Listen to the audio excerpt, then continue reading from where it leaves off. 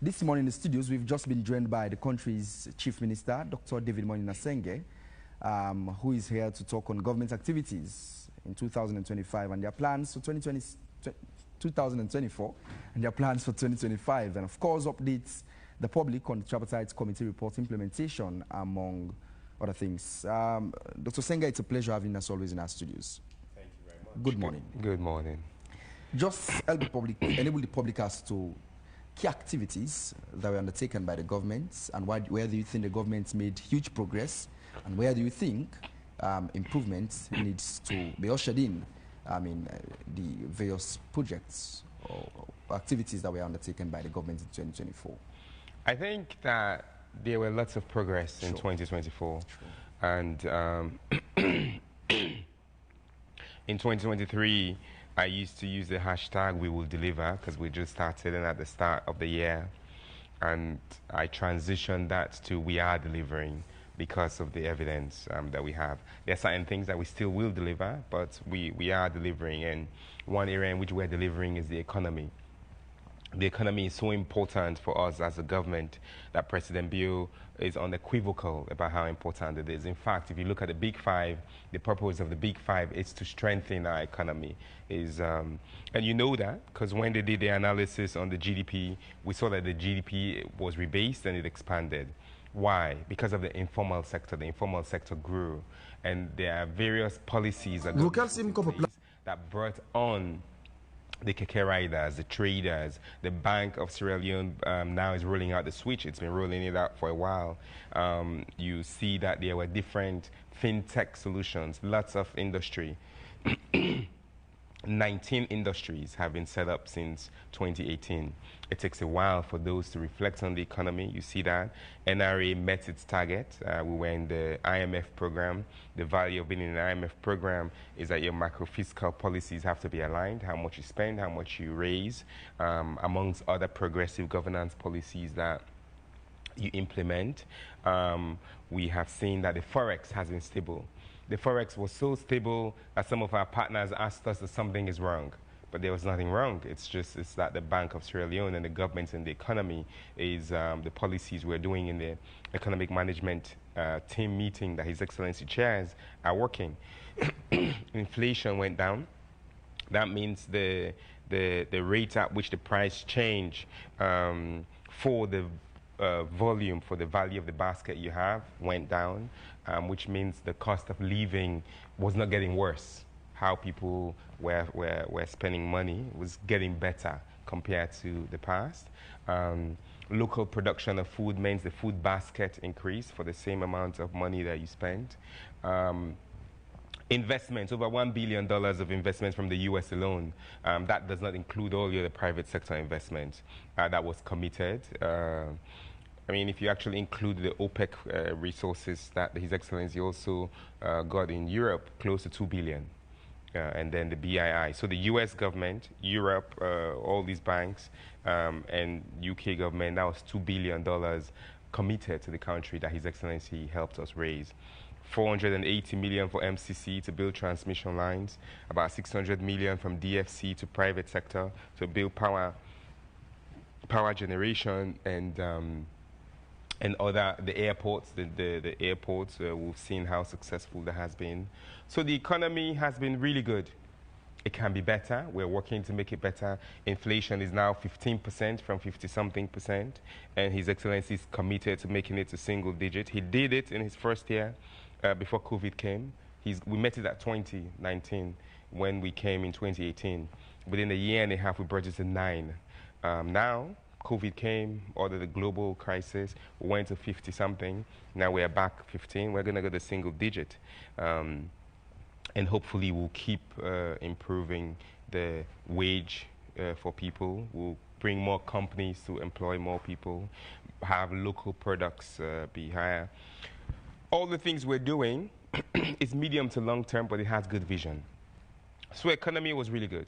The next thing I want to speak about is security. We had lots of security threats, but people didn't know. This Christmas, people had fantastic time. They stayed up all night, everywhere. Every activity was full. No terrible incidents. We thank the police for doing a great work. Freedom of movement was there. Sure, there were mounted security, but all of those was in our own interest. All across the country. Festivals in Kabbalah, festivals in Kailang. There was a show in Freetown every day, all full. And so security has been fantastic. We thank the military, we thank the police officers, and His Excellency as Commander-in-Chief has been really shepherding that. We have weekly security meetings, so he champions it. He's a security expert. He's our biggest security expert in the country.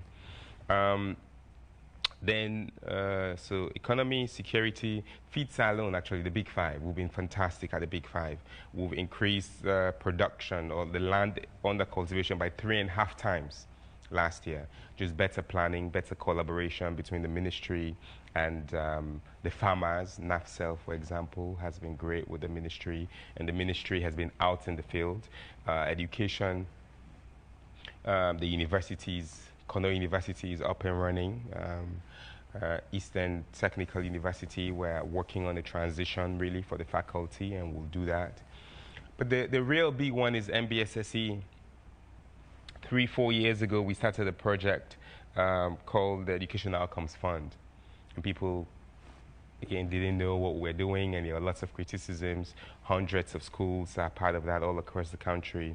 An independent study 3 years later shows, this year, just a month ago, that the learning outcomes from those schools, those programs in Sierra Leone, is equivalent to an extra year of learning gain in the best performing African country. It's incredible. President Biu said we'll go back to Athens of West Africa. Now we're Athens of Africa. That's what it means. And this happened in 6 years. It didn't. We anticipate that the results in 10 years are going to be even bigger.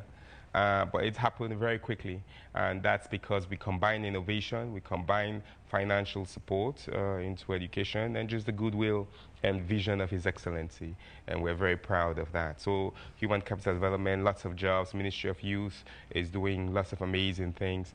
Jobs from private sector, Myro, forestry employs thousands of people, most of them young women. We have all these other mining companies ramping up, employing, and all this industry, the iron, cement, and all of these things. There's lots of good things.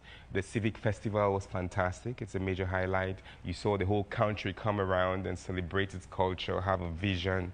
It was really great to see His Excellency was there. All ministries were there, government and civil society and private citizens celebrating Salum Big Pass we all. And that's a wonderful thing that we've had. It's been a good year. Okay. Good year. Okay. You've catalogued a lot and lots that were achieved or that were undertaken during the year 2023 and that of 2024. But again, for most of what you've said, many will say it's more in theory rather than it's been practical. Say, for instance, the economy. Yes, indeed, as per the data you've shared with regards to inflation, it seemed much more encouraging. Even for Forex, it seemed a bit encouraging. But again, the people, the ordinary man will tell you, this is not being replicated in our daily lives. No, they wouldn't say the that. realities of it. Everything I said was not theory, it was facts, it was numbers. Forex was stable. It's not, it's theory that Forex is stable. But the impact on the real life business trader is their business is predictable. When they want to go buy goods, the prices are not changing left and right. That's practice. We didn't see lots of price changes in the local market over the last year. That's not theory, that's just practice. It used to be that there was a lot of price variation. Take fuel, for example. We didn't have any fuel crisis in the country. That's not theory. That's based on those macroeconomic policies. That's the fact that Forex is predictable and stable, and it's available to the people, to the OMCs. That's not theory. In the past, we see December, every December there's a fuel crisis. Previously. Didn't happen this year. Everybody knew what the price of fuel was, so you arranged for yourself. That's not theory. The prices of essential commodities were stable. during this period, pretty much all throughout the year. That's not theory. Our children, hundreds of thousands passed to go to higher education, and now they apply online, they go through these processes. That's not theory, that's practice. But again, you will say the economy was, things were stable during the festive period, but one will tell you... For the whole year. But one will tell you, during the festive period, salaries of public servants were not paid. They were paid. They weren't paid by December 15 or December 18. It's different. They were not paid. Most were not paid up until January. When? January what? Like how many? When you say most, I know we have 100,000 people. Many nurses were not paid. We have 100,000 people on government payroll. Most would say it's 51%. It's not correct to say 51% of the people were not paid in January. Many people were not paid before the Christmas Day, which is what we expected, which is what used to happen. And we're very sorry that people did not get their salaries before December 15th, mid-December, before Christmas at the very least. Is it as a result of scale of preference? Government is about to see the need to settle car power ship? No, because the car power ship settlement was a loan anyway that we took. It wasn't based on the revenue. There were, like I said, NRA met its targets to pay salaries. Most of the salaries come from our revenues that we collect. And there are other expenses as well. So it's not a bad thing necessarily. The government wanted to make sure that there was lots of lights this December to have everybody be comfortable. And it just means that, and this is why I'm also going to plead to the citizens to pay their taxes, to pay their utility bills, to support government. Lots of people want to cut shortcuts, and when you make a shortcut, it affects your brother and your sister. If you don't pay your taxes, NRA doesn't collect as much money. That means finance doesn't have as much money to pay people, perhaps, and that's not a good thing. So we ourselves, our actions control how the society, how the government works. All of this is coming up at a time when, of recent, we saw a notice from the World Bank cautioning Sierra Leone, among many other African countries, to control their ways of spending. We see, over time, many have also raised eyebrows on the over-bloated wage bill. On a daily basis, you see governments establishing new offices. On a daily basis? On a quarterly basis. You know, all throughout the year, you see offices have been established, more appointments are coming up. Yes, it makes sense that we have representatives in other parts of the world. But again, we're being warned about the fact that we should control the manner at which we borrow and the manner at which things are going in terms of the economy, Sengeh. I just wanted to maybe check my data quickly. There are 91,932 people on government payroll. Foreign mission 608. We don't have a bloated, and we can compare this across the years. I think there's some misperception that government is just creating offices and employing people. That's 92,000. Let's say 92,000. If we care, let's round it up to 100,000. There's 100,000 people on government payroll in a population of 8 million. Will we say that's a bloated, large number? That's not large. And I think what I like about being in the position where I am as Chief Minister is, and why we engage, is there are lots of misconceptions in society that does not reflect the reality. 100,000 people, that's 92,000, but I'm rounding up, yeah? 100,000. I don't think anybody will say 100,000 people is a lot of people. And these include 37,000 teachers, by the way, 15,000 healthcare workers, military, police, some thousands of them. The majority of the wage bill goes to taking care of society. Teachers, military, police, nurses, those make up the majority of the wage bill. And I don't think anybody will say, let's reduce their salaries or let's not pay them. The commissions that we set, that we form, are necessary. Last year, we stood up the Consumer Protection Commission. Should we not set it up? it's going to have, what, 30, 40, 50 people? Is that too much for a state to have when we complain about some of these other things?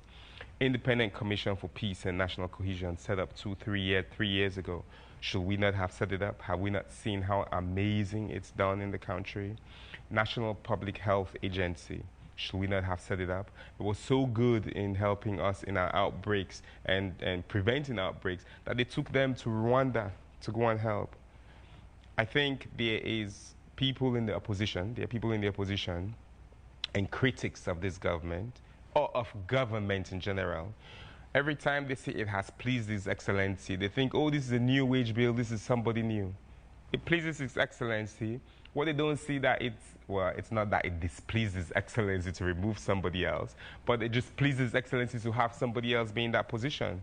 So names will come out, but it doesn't mean it's new positions. We're replacing some commissions, some institutions that are being formed, but they are critical for the survival of the state and the government. And many of them bring in new resources as well. So the thing on IMF and World Bank, yes, it's general, as you indicated, it's to many countries, but Sierra Leone is in an extended IMF program. For you to be in that IMF program, it means that your macro-fiscal policies have to be in line. It means that your spending and your revenue are balanced. It means that how you're taking debt and your debt management to your revenue or GDP is in check. There are standards and metrics that these people independently have to review for you to be eligible to be in their programs. And alhamdulillah, the people who are managing the state, developing those policies and being in the program. And some of those also include corruption, how you're fighting corruption, audits, how you're managing audits, how you are responding to civil society. It's not just numbers that we like, but it's also the soft things. It's also the policies and the environment. Would you say we're doing fine in terms of the manner in which we fight corruption in the country? I think we're doing very well. The evidence shows that. The man who's there, Francis, is doing a great job. He's done a great job. It was evident in the MCC reports, Afrobarometer. It's evident in some of the things that he does. So we're very happy with the way we're very happy with the way that he's been managing the state for corruption. At some point in time, we saw you embarked on activities around Freetown municipality, see checks on the shops, to see the status of the commodities that we do absorb on a daily basis, we do consume on a daily basis. Sure. Was that a trigger for the strengthening of the Consumer Protection Agency you're talking about? It's related. You know, the government, one of the things that President Bill had said during his first manifesto, the new direction, was that we will set up all of these institutions. And these institutions, like the consumer protection, we said we will do because that's what the people wanted, and that's what we were hoping for. He said he will set up and we'll strengthen the Standards Bureau, which we have, which we're doing. And if you look at what the Standards Bureau is doing now, it's quite incredible. But the reason why things like the Pharmacy Board, Consumer Protection, Ministry of Trade monitors, Standards Bureau, when we did that tour, we did it with all of them. The reason why we do it with all of them is because they're all related. If I go and I see, or they see, they also do their monitoring, expired pharmaceutical products, Pharmacy Board is there. Sure, consumer protection is related, but they have to work with Pharmacy Board as well. If we see substandard products that have to do with Standards Bureau, they're there as well. But this is one of the major successes of His Excellency, was to set up the consumer protection. And they're doing fantastically well. You engaged some bike riders of recent. So what were the concerns raised by them? I've engaged the bike riders since day one that I came in government. But most importantly, I engaged them when I was Minister of Basic Education. To the point that I wrote them in my book, when I was going to the across tours of the country, and at the time we were speaking about radical inclusion, there was nowhere I was that the bike riders was not present, everywhere. If you look at the videos, then the then President Teluba, everywhere I was, there was bike riders, there was market women, there was traders union, and there was motor drivers union, amongst other civil society. It became a point that we embedded and entrenched them in the policy decision making in the ministry. So even when I left as minister, they are a critical arm of making decisions. Why? There are over 2 million of them in a population of 8 million. That's a quarter of the population is who they belong to. They are essential to the economy. The base of the economy, these bike riders, the fuels they buy, if you look at all the fuel volume by bike riders, the taxes that come out of that, if you look at the people they move, the monies that change in their hands, they are critical for all of this. So they are a major constituent. I don't interact with them because I want to use them or I feel like it's just cool to be with them. It's because we understand their value in the economy, in security, in state stability, and in youth employment, the population. And His Excellency understands this as well. That's why. Now, my engagements with them, they have a new executive. They went to see His Excellency. They went to see me as well before. And when they see us in our office, like in most instances, they tell us, set up bullet points. They have 30 minutes, they have 1 hour, whatever. They go, they say, Your Excellency, I have A, B, C, D, and you clap, and you take photos, and you leave. You never understand the reality in the parks. So I called them, and I said, hey, I also have an electronic bike, and I wanted to bike. So I say, I've been biking around. And instead of just going to bike along the beach, I said, I want to go bike and see the parks. So I'll bike to the parks and stand next to the guys. They don't know who I am. And then we start having conversations. And those conversations actually taught me a lot. So to your question, what did I learn? Welfare. These guys are professionals. They're young people. They have jobs. They're not looking for jobs. So when people say 500,000 jobs, where are they? They have 2 million jobs. And government is helping them. All these keke riders and Ministry of Youth, Agriculture, where, it's about monitoring. We're in the hundreds of thousands of jobs already that have been facilitated through government. But they stand there, and you think about their welfare. The guy who fell in the Savage Street Bridge, he was there. I met him. He had some health challenges. Some other guys have accidents. And if you go to the orthopedic area, most of the people who go to the emergency are bike riders. And so you see that there's a lot of health challenges that they have. So they brought this up. And I thought insurance. Sierra Leone Health Insurance Scheme has been standing up. I chatted with the Minister of Health, consider working with the bike riders to see how you can jointly do this. At the park in by China House, that junction, Kihama Road Junction, Lodge. There's a light there that's not working. So they were like, oh, these streets lights, and they walk the other side, they get buckle accidents that make this. And I spoke to the minister. It's a project from before that was abandoned by the APC. We'll see how we will stand that up. And then other areas, security. But the biggest thing that I learned is that the police is doing a fantastic job. In what way?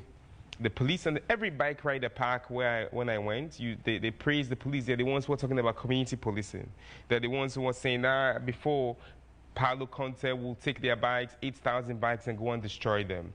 In the past, they're fighting in the CBD with the police. But since this government came, since IG was there, they sit and talk. There's no policy. They're the ones who are telling me this. There's no policy or something that IG does in which he doesn't interact with them. And that's critical about. And then at the junction, Gaza. Gaza used to be a place where citizens were beaten, stripped, stolen, and because there were bad people there. But the police and the bike riders and the people there have made Gaza a safe place. You've been in constant touch with the reasonable man. And that I mean people who move around on a daily basis. I'm happy it's not the unreasonable man that I've been. The reasonable man. But again, many see these moves as a means of softening the ground for your political ambition. Is that the case, Sengeh? It's a means of softening the ground for government delivery and government performance. My work as Chief Minister is simple. As Chief Minister, I bring the government to the people, and I take the people to the government. Government is big. Government is everyone. Police, military, ministries, all 29 ministries that are there, all 100 or so departments and agencies were there. The citizen cannot interface with all of them at the same time. I get all kinds of complaints, but I know who to send it to. The complaint comes to me, forward, Minister, please look into this. Forward, Ombudsman, please address the situation. Forward, IG, do this. Forward, ONS, do this. My job for yesterday, a Catholic priest. I was in Tihu. I was going to church for New Year's Day. He met me. He had an issue because he didn't have subsidy for his school. It's an approved school. Okay. I gave him my number. We leave and I come. He sends me a message yesterday, follow up. I forward it to the people who are in charge. They respond that they've solved it. I don't, then that's hundreds of children who you have just solved their problems for. All I did was be the bridge between this man, as you said, a reasonable, normal citizen who will have no way or an easy way to access the system. I take their challenge, I send it to the official solves it immediately, and I tell them, case done, case closed. So my interacting with people, my being on the media, my engagement on social media, my being on the radio, my being in the streets, is I want to understand what the average, normal citizen is feeling. Because when they tell me what they're feeling, we will solve that problem. And when His Excellency gives me a mandate in Cabinet or in the Economic Management meeting or in the Security meeting, National Security Council meeting or some subcommittee, I will solve it for the people with my colleagues. That's what I do. I think about it as you're the grease to make the machine work and to fuel the machine. So yes, I am softening the ground for government, for how government works. And I'm changing that perspective of what government is for the people and the people to the government. And that's because His Excellency has given me that mandate, that freedom, that support, and that safe environment to be my full self. You touched on one area that seemed very relevant. That is the MBSSC, for which you were the first to serve in that capacity when it was transitioned from... Well, there was Alpha Timbo. Alpha Timbo. But by the way, of course, you brought in several, one will say, strategies to ensure a complete overhaul of that ministry. You just mentioned, of course, learning outcomes, which you compared to countries in Africa. It seems as if it's an additional one here also to speak. But even with that being said, there are still concerns as to the quality of education in country, and again, the quality of even the environment where kids go for learning. Sengeh, is the government concerned about saving? The fact is that it's one of the ministries that has received huge chunks of money from the countries. It is one of those. It is one of those that we will never stop improving. We will never stop. But 4 years ago, the videos that we saw were children sitting on blocks. Even up until now, of recent in Kenema. Yeah, we don't see that often. We see it once every, I don't know, maybe it's old videos or it's new ones, but they come once every while. Then it used to be normal. And the reason why it was normal then was on one day we added over 1 million people.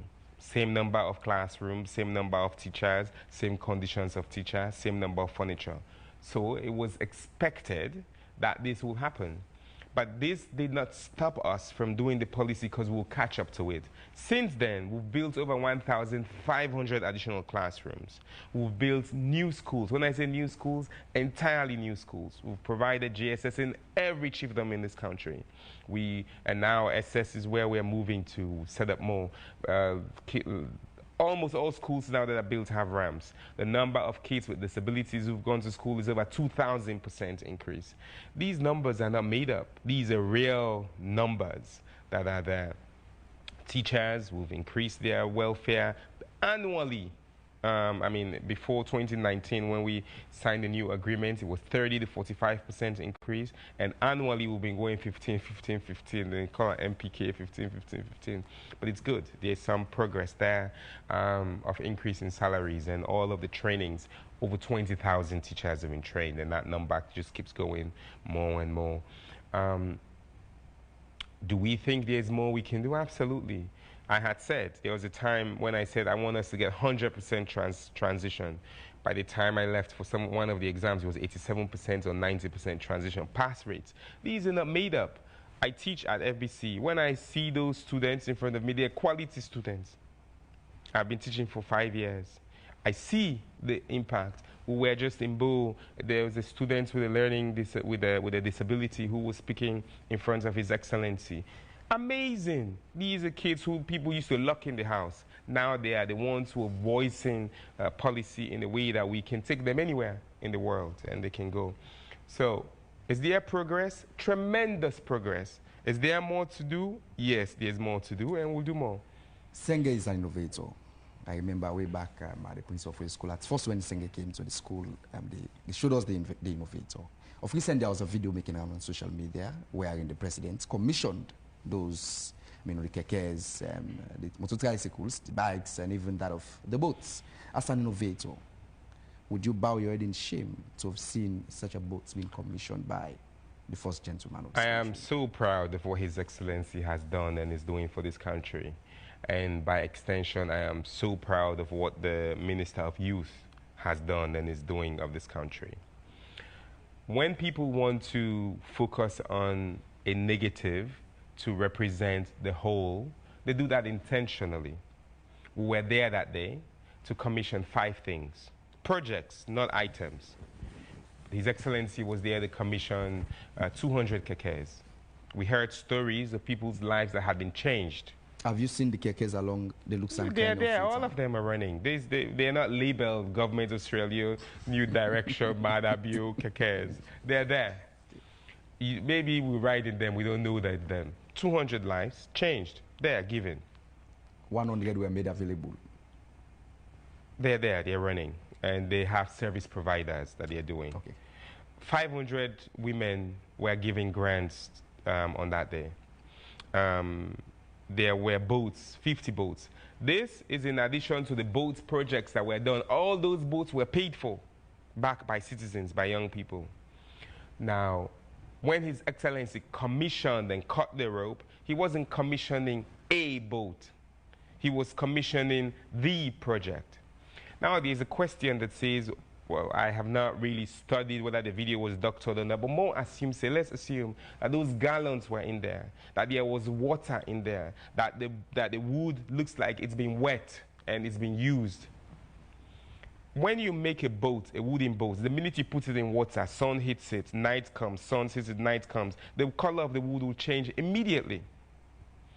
That boat was not standing there. It wasn't the new boat that they took from the carver shop and put it there for His Excellency to come. It was a boat that was functioning. It's a used boat. The engines were there. It's a used boat, by the way. If you use a boat for 1 day, it's a used boat. If you use it for 2 weeks, it's a used boat. If you use it for 1 month, it's a used boat. That seems more like a boat that has been used for like 2 years. No, by the looks of things. You and I are not experts at wood management analysis. That was a new boat that was carved as part of this project. Okay. It came from Tombo. Okay. But me and you, if you and I, if we see, these guys are, they're working. They're fishing in the boats, and they were putting a new engine on it. That boat would last many, many more years. So in the scheme of things, it was a new boat. It had, people expect, maybe parts of it is image and perception. If the president is going to cut the tape, there should be no water in the boat. It should be spank, clean. It should have no gallon inside. I hear them. Sometimes we do. We go and commission and open vehicles that are new 4WDs. Other times, there's a boat that's functioning, that's new, perceptively, because it is 2 months old. Would you consider a 2 months old boat new? That's getting a new engine? Some will say so. But again, I think it was a really misinformed perspective where people then say the president commissioned a new boat, which was not true, and the president was there to commission 5 projects which impacted the lives of thousands of youth. And that's why I'm so proud of him. That's why I'm so proud of the Minister of Youth. Things seem to be going very well between yourself, Dr. Sylvia Blyden, and that of First Lady. Have you settled that scores? You know, I have tremendous respect for the First Lady. She's an amazing woman. She's a fantastic woman. Everybody will have seen how we worked together, how we engaged. Lots of videos, lots of photos, lots of we've worked together. And between her and myself, we have tremendous respect and regard for each other. That has never changed. And lots of people say, you know, and well, you see, I don't see Sylvia's posts, to be honest. People rather I did not speak about her, but I think she needs, I don't see her posts, and people forward her posts to me. There's a lot of hate, there's a lot of anger, there's a lot of grievance. I don't know where that's coming from. There's a lot of disrespect to my parents. There's a lot of disrespect to women, to people, to leaders. It's not something I want my kids to ever know. It's not something I want my young people to ever copy from. I don't think she's a good model to society. And I'm not saying this out of attack or disrepute. I just think that's not how people in society should be communicating. You don't call people bastards. It doesn't matter. I'm a politician. My parents are wedded, and I was born as a last child in a wed home. So you don't do that. You don't be an example to citizens and to young people. It's not a way to communicate. So I find it unfortunate for her to do those things. Does it affect me? No. I don't see. I wake up every day and I go and I serve the people of this country.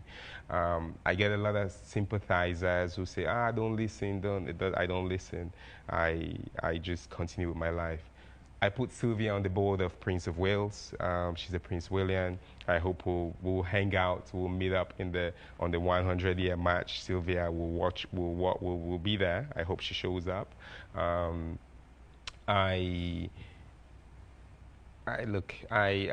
don't like talking about people. Maybe one day in some life we'll meet up and we'll have a healthy conversation about leadership in society. But I'll say this. Sylvia is from the opposition party. She's unequivocal about it. When somebody from the opposition party, I don't expect them to write rosy things about me or the government or the president. That's their job. Unprogressive opposition, that's their job. They attack government. They don't contribute to government. So it's like if somebody who's opposition writes bad about me, why should I care? I listen, I see, but I don't care. She's APC. I'm proudly SLPP. We're in government, and we're going to win again and again because we're serving the people, and we're doing work that matters for the people. That's what, so she's distracting. She's doing the work for APC, and us in SLPP, we know better. Do you see, we've seen of recent, just recently, around December 20th, the government, through the parliament, have sacked, or they've voted against a decision of the former Auditor General and her deputy on account of her raising eyebrows on fake receipts from the office of the president. As the Chief Minister and someone whom I believes in democracy, is this a good precedent set by your government? It is the biggest democratic decision that happened. The democracy says for somebody who's the Constitution. Democracy is following the Constitution. There's nothing that was done that wasn't following the Constitution. However, she wasn't relieved because she looked into matters for the president. The Auditor General's report does it every day. If people see this current Auditor General's report, they will see that there was issues raised for the Office of the President, Office of the Vice President, Office of the Chief Minister. Audits raise concerns, and we're happy that the audit does that. What people do is they look at the headline, and then they abstract that, and they use it to attack other people. If we were concerned about them looking into the Office of the President, have people read this current audit report? There are issues there for the Office of the President, Office of the Vice President, Office of the Chief Minister, and everybody else. So that's not why she was fired. I went to court, or the hearings when it was happening. I followed it. I read the entire report line by line by line. She was not a professional. She faked documents. She acted improperly. It's okay to say that, because that's what the evidence showed. The evidence, as per an investigation that lasted all this while, showed that she was not a professional. That does not mean she's a bad person in life. She can be my friend. She can be a good person. She can be a great mother. She can be a good person in church. She can be a great community person. But in this instance, she acted improperly. Not because she investigated the Office of the President, but because she faked documents.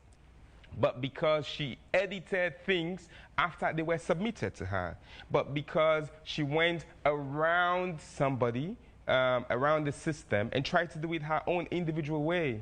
But because she used her own influence to influence other people. But because she allowed for corruption to happen at FCC, and she did not investigate it. These are facts. We didn't make this up. And the president didn't use the reports to fire her. The president sent it to Parliament, who did the right thing. But even after the president sent the report to Parliament, the president does dictate the case of Parliament through the letter he sent to Parliament that was read by the clerk of Parliament. The president does not dictate. The president sent it to Parliament. Parliament includes SLPP and APC. APC people voted for this. It was SLPP and APC people, the whole parliament voted, the Parliament of Sierra Leone. We voted for these parliamentarians. They're doing the right thing, the Constitution. She did not act as a professional. The government independently followed the law by putting a commission that was public, for all the records made public. We read it. The Parliament went and made a decision. They voted. The attention of the public is being turned to the aspects of the professional misconduct, alleged professional misconduct. Which public? Some critics. Yes, there are going to be critics. People are always going to support somebody. But again, we've yet to see some frantic effort from governments in terms of them actually checking on what Lara and her deputy was about to unravel in the... They weren't about to unravel anything, because they faked documents, and they went... She faked... If you go and take a lie, and you take something that's a lie, and then you say, oh, look, this is what I'm doing, but we know it's a lie, so we should stop now pretending and say, oh, that's the truth, we should look into that. She lied. She lied because she faked documents. She lied because the documents that were submitted to her, done by her professional staff, she changed it. I think as citizens, we should be able to debate and engage and say, somebody can be a good person in all of her other lives. But in this case, she made a mistake. She made a mistake. This was someone whose report was used by your government. She can still make a mistake. She made a mistake. By your government. That tells you, and by the way, we used her report when she was professional. She became unprofessional, and the law followed its course. The new person who's acting still investigated the Office of the President. Can't people see that that's not why? The Office of the President has always been investigated. It wasn't the first time. It had been investigated before. So there's this perception that this was the first time that they were investigating the Office of the President. That's not true. She was acted inappropriately because she faked. They submitted the draft to her by her professionals, and she changed that draft. So why will you do that? Just for clarity purpose, which specific document did she fake? So I'm very lucky. I have been audited multiple times. I've been in government for 6 years, and I can hold my head proudly and walk anywhere in this country for the things that I have done, anywhere. When they come for audits, they have an inception meeting. You sit, you say, we're doing A, B, C, D, where are your people? Thank you, thank you.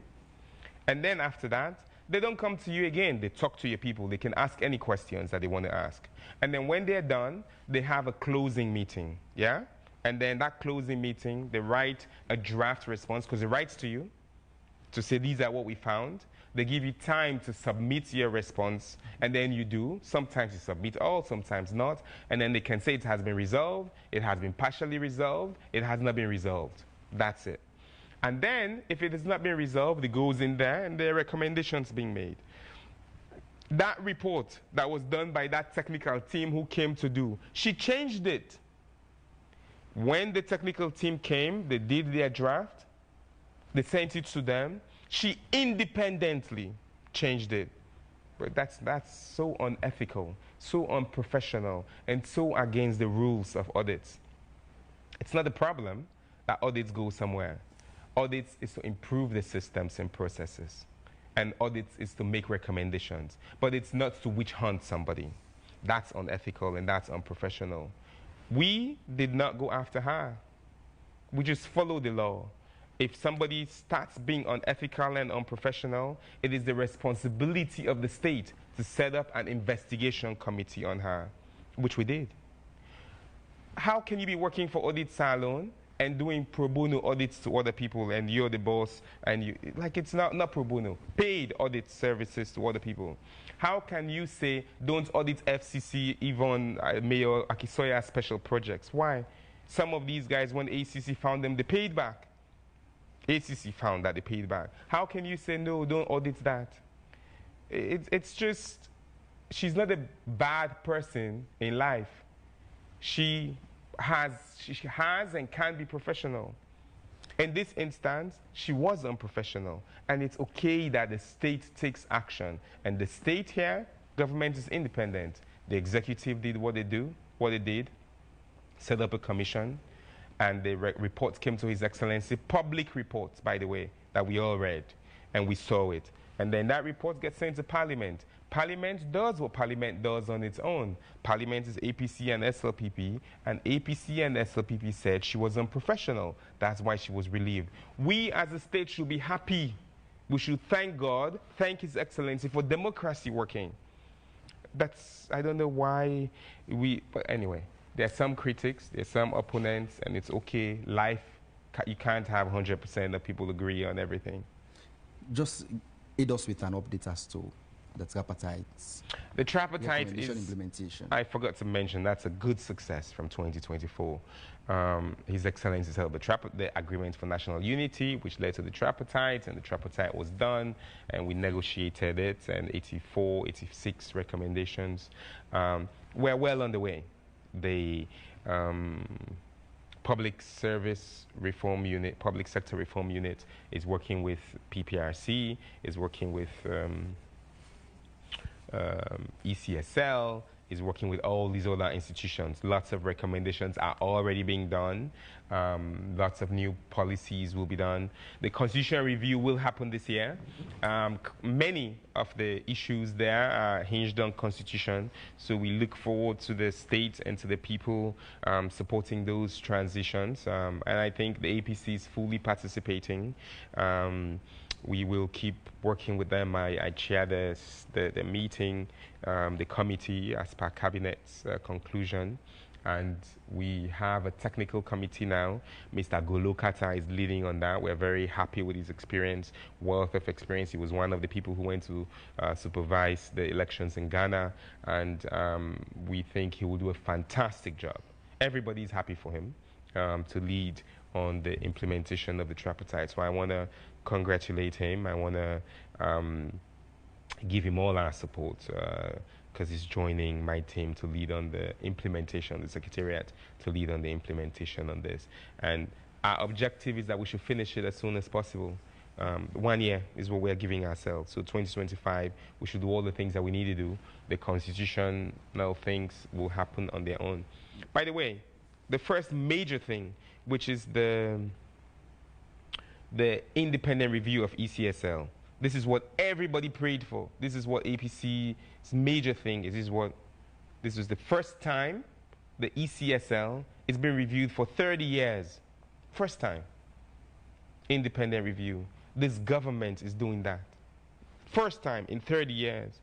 The first draft of the report will be done this January, and by February we should be done with that, hopefully. And it tells you that we're not here to play, we're here to deliver. We've had a lot of talks in the studios. It's time we, of course, usher in the viewers and listeners from our Facebook page. And our first is from Austrian Kamara, who says, Mr. Minister, is the new price formula on rice is as a result of the 10% reduction on export tax per metric tons by India in October 2024. Also, what's the total amount collected so far by NRA on 5% tax imposed on imported rice? Finally, when will the low inflation going to reflect on consumer purchase prices? Kind regards. Evangelist Solomon Ken Kagbo says, wow, Mr. Minister, can't you fear God, child? For the Mustafa Toure says, but the president was saying the wage bill of EBK was bloated when it was less than 40% of the bill. So being above 60% is okay. The minister knows that government shouldn't be employing all these people. The money can better be used in providing services that will bring direct income to the government. Anyways, these people are just showing that they don't know how to manage the economy. Thomas Vandy says, this man is a blessing to Sierra Leone. Adam Adito says, David Moinina Sengeh is a good man for the future of Sierra Leone. For the Mustafa Toure says, if you are following the constitution, you should have referred to the GLC and they would have been the ones to recommend it to the president for her suspension. You didn't follow the constitution. Abubakar Rashid says, the issue at hand was the receipt that was fake at the office of president. Why was the president got agitated to the extent of removing the Auditor General and a deputy? Why not go down to investigate those who did the act? Dauda Tarali says, we used her points when she was professional and we sacked her when she was unprofessional. Dauda Tarali says, took loans to pay car ship. It's a question being asked there. Dauda also says, can the Chief Minister please clarify about the fake receipt? Ronald Abu Bangura says, the Chief Minister is an asset in this government. Kudos for the price reduction on rice. We hope it goes for fuel also. Dauda Tarali says, okay. A lot of messages. Madam Teresa, I love Dr. David Moinina Sengeh. Pau will deliver. Alhaji Kelly Toure says, but Mr. Minister, why not commissioning the boats before using it? Engineer Joseph Abbasano says, you are wrong, my dear. That's not your job to bring government to people and bring people to government. Try to know your job. For the Mustafa Toure says, please stop talking about these 2 million bike riders. All what was said in that engagement with those riders was out of exuberance in meeting a minister. But as they say, politicians are like toddlers who believe everything that is said to them. Mohamed Brignali says, the school buses in Pujaun has not been functioning for 1 year now. What's the way forward for the school-going pupils?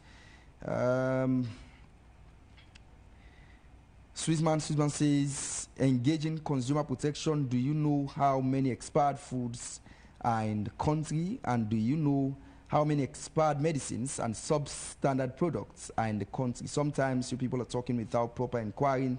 Look at how people are dying through food poisoning. When according to law, no one is supposed to have poison in their business place, but because of our governments are neglecting the protection of the people, that's why people are dying. That's a final message for now. We'll allow you to respond and see the need if the need arises to, of course, usher in some other messages. But these are the ones you can respond to them as we speak. Look, I think lots of views on there. But on the rice price reduction, His Excellency decided that he is listening to his people by making sure that essential commodities are well managed. Fuel has a pricing formula. Now, the Ministry of Trade has been working for months to work with these major importers on establishing a pricing formula.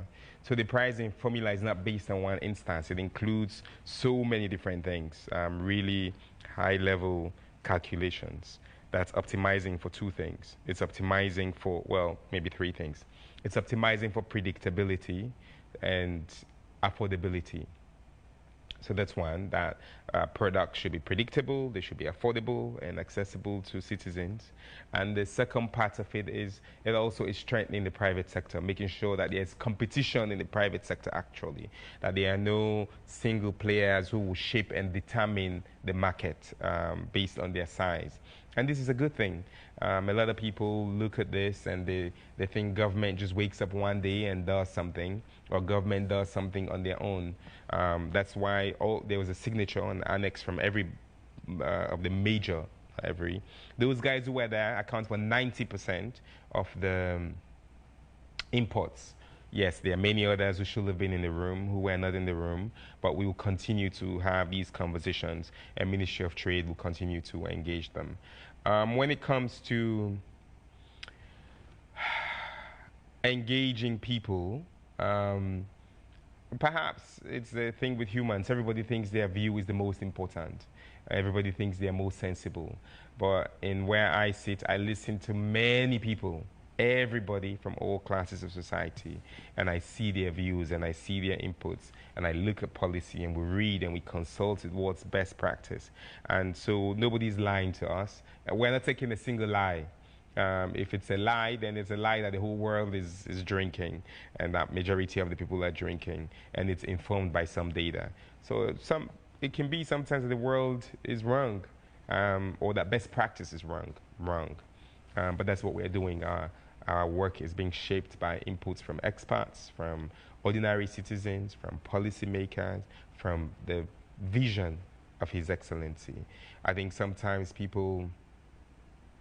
governance is easy, but it's also hard. It's hard because you have to bring everybody along slowly with your direction. When President Bill said free quality education, people didn't like it, they didn't understand it, they criticized it, and I was in the studio many, and other studios many times, engaging people about the challenges, and those challenges still remain. But it's the right thing to do for our country.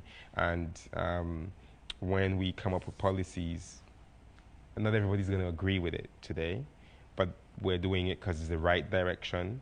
It was a new direction. This is the right direction that we're in, and the data are showing that.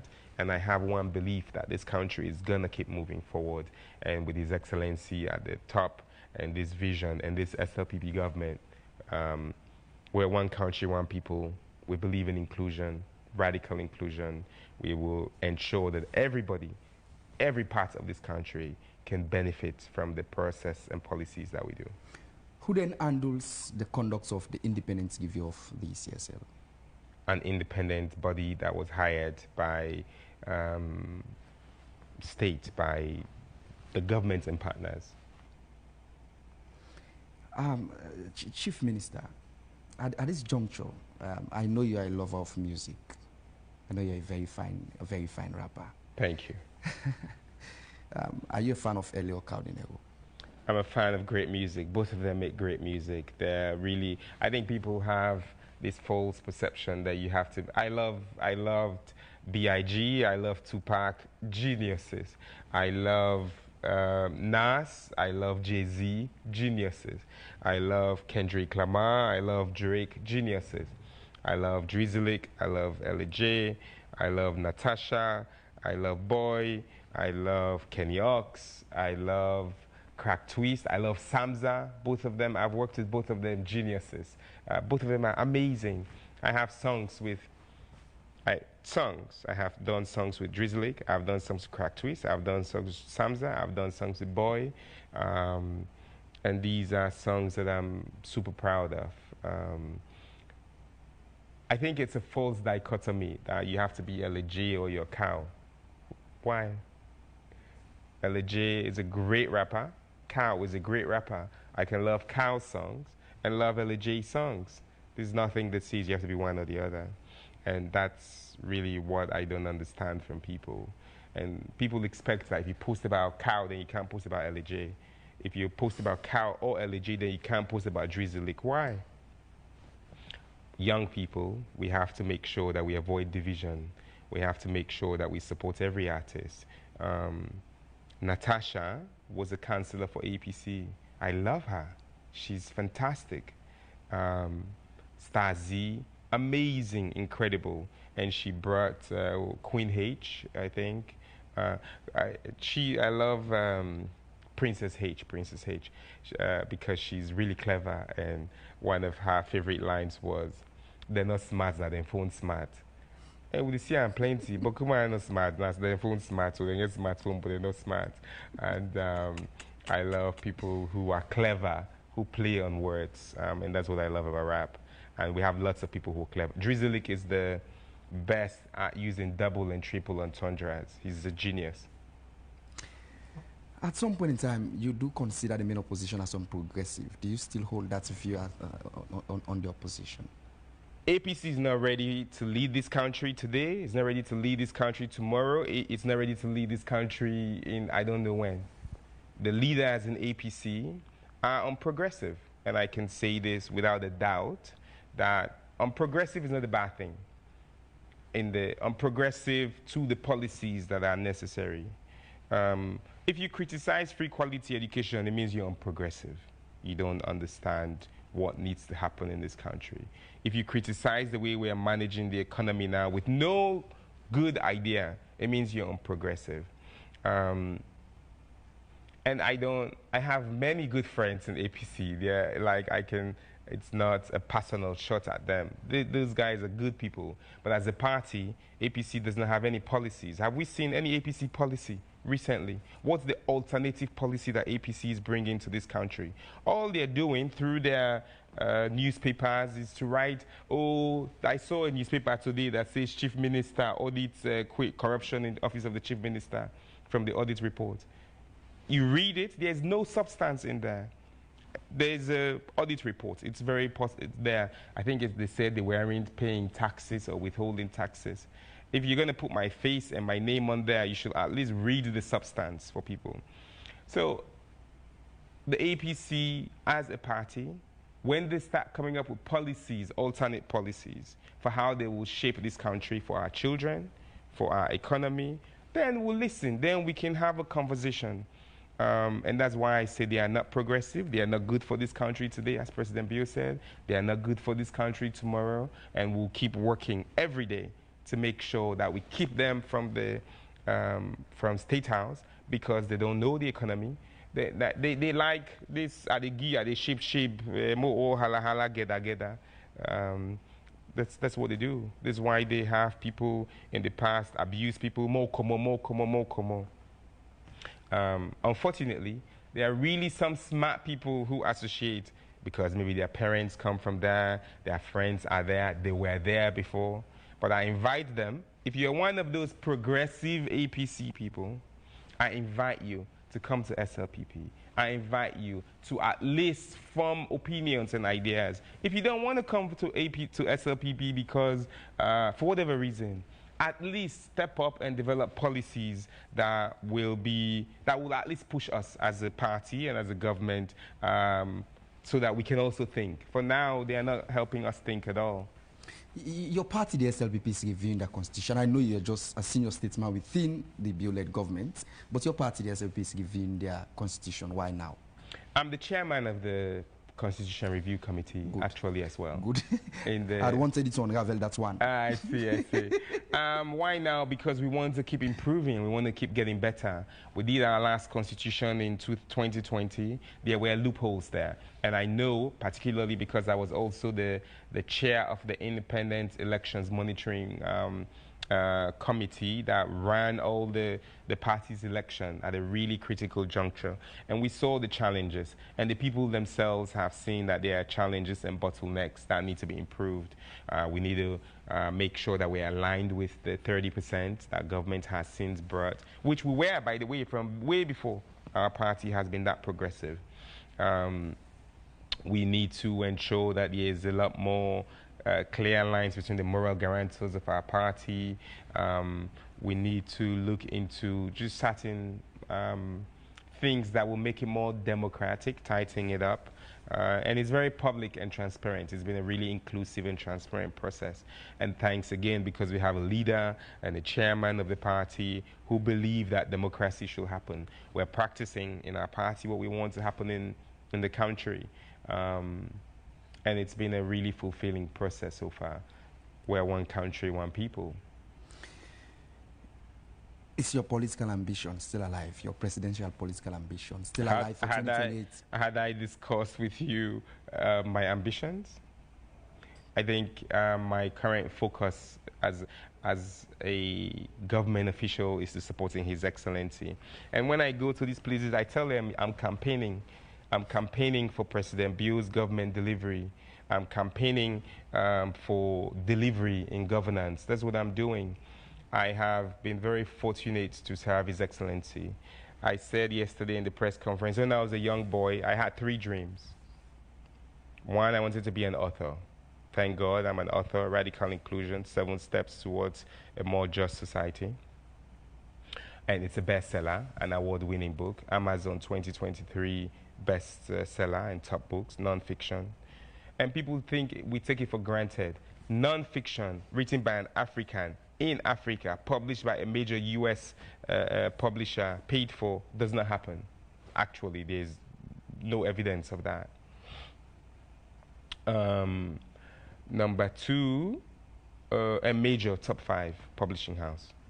Number 2, I wanted to be a minister of health when I was young, because my dad worked at UNICEF. I love children, and in my dream, I thought I'll be the WHO, head of WHO or head of UNICEF. I wanted to be the head of UNICEF in the world. So I wanted to be a minister of health, and but thank God I became Minister of Education, similar, and now I'm Chief Minister. So that's fantastic. And number 3, I wanted to be a professor. I've been teaching at MIT, at Harvard, and FBC for 5 years.